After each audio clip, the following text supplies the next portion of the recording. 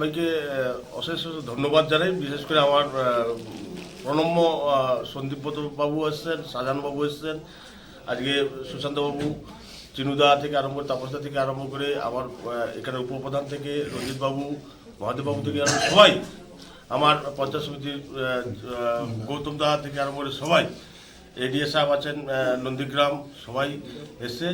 এটাই শান্তি, যে এইটুকু আমি বার্তা দিতে চাই যে আশা করি আমরা সবাই শাহজাহানদার নেতৃত্বে, সংগ্রাম দলের নেতৃত্বে, সন্দীপদার নেতৃত্বে আমরা ময়নার মানুষের পাশে থাকবো, ময়নার মানুষের কাজ করব আর ময়নার মানুষের উন্নয়ন করব।